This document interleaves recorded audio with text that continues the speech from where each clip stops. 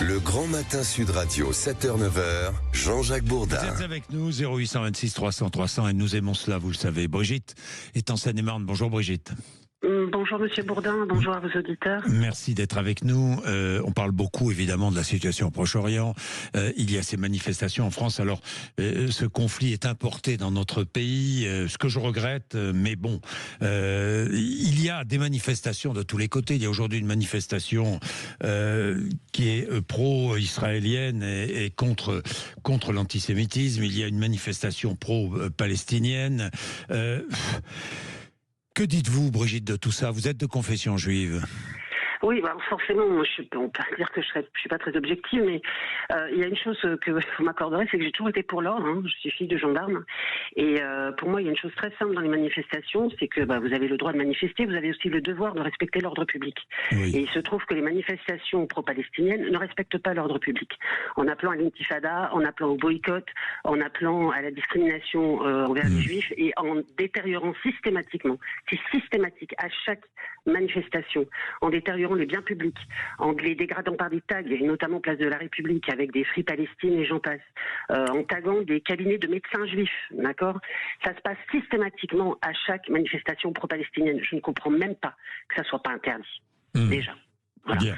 C'est simplement par rapport aux troubles à l'ordre public. Si vous regardez à côté les manifestations de la communauté juive, vous n'avez jamais un cheveu qui dépasse, vous avez des gens polis, vous avez des gens respectueux, vous avez des gens bienveillants, et vous n'avez jamais aucun problème à aucune manifestation de la communauté juive. Jamais. De la communauté juive, non, mais des hooligans de certaines équipes de football israéliennes, oui, évidemment. Mais ça, c'est vous qui le dites. Moi, pour le moment, j'ai pas de retour de ce point de vue-là, donc je ne me prononce pas. Après, c'est des cons partout. Ça justifie rien. Il n'y a rien qui peut justifier. D'ailleurs, le hooliganisme, ça fait pas bon ménage, hein, évidemment, c'est stupide. Enfin bon. Mais Brigitte, je comprends très bien ce que vous dites, et c'est vrai d'ailleurs. Hein. C'est vrai, vous avez entièrement raison sur le fond.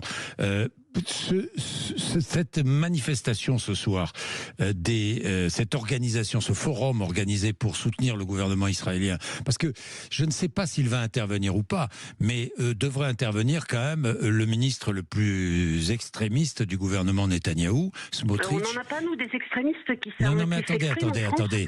Il demande, il veut l'annexion. Je devrais tous être en correctionnel aujourd'hui. Là, j'ai fait une procédure contre Rima Hassan en annulation d'élections. Ça fait 3 mois que c'est au Conseil d'État. Il se passe toujours rien. Tous les fils devraient être en correctionnel, tous. Il n'y en a pas un qui devrait continuer à être député de la nation. C'est pas une raison, Brigitte. D'un berlu d'Israël qui vient en France, qu'est-ce que ça peut faire? Tout le monde s'exprime en France. Et lui, il n'aurait pas le droit? Non, mais attendez, Brigitte, tout le monde a le droit de s'exprimer. Donc LFI a le droit de s'exprimer, et un ministre d'extrême droite qui prône l'annexion des territoires palestiniens a le droit de s'exprimer. Est-ce que vous savez au moins ce qu'il représente en termes de voix ou autre en Israël? Est-ce que vous savez que la population israélienne, la plupart, ne sont même pas d'accord avec lui? Ça, personne ne le dit. C'est comme si moi, vous m'essentialisez parce qu'on a des cons chez LFI. Excusez-moi, mais non. Vous ne pouvez pas faire ça. Donc, selon vous, l'huile sur le feu est uniquement jetée par les pro-palestiniens? Ah oui, ça c'est une certitude, oui. Il n'y a à aucun moment par les extrémistes israéliens? Non, je suis désolé. Non, je ne considère pas qu'il y ait de l'extrémisme du côté israélien. C'est un pays qui est attaqué, c'est un pays qui se défend, depuis toujours. C'est un tout petit pays, c'est le seul pays démocratique du Moyen-Orient. Mais quand il dit, vous avez raison, c'est un pays démocratique, évidemment. Brigitte, mais quand Israël dit qu'il faut chasser tous les Palestiniens de Gaza, par exemple, c'est pas Israël qui le dit, c'est Monsieur Smotrich. C'est une seule personne. Non, il n'est pas seul. Il n'est pas seul. Vous allez condamner toute la France parce qu'on a Macron, et parce que Macron dit des conneries, ou parce qu'LFI dit des conneries. Mais c'est n'importe quoi. C'est une personne, c'est un ministre, ou c'est une personne de l'État. Faut arrêter, je crois qu'ils sont 3 extrémistes dans le gouvernement Netanyahou. Et alors, vous allez tuer tous les juifs de France parce que vous n'êtes pas d'accord avec la politique de Netanyahou? Qu'est-ce que ça veut dire, ça? Ça veut dire que vous mettez dos à dos un pays démocratique avec tous les islamistes de la terre. Mais ça n'a rien à voir, c'est comme les pro-palos, et ça n'a rien à voir avec les gens de bienveillants, etc. Arrêtez.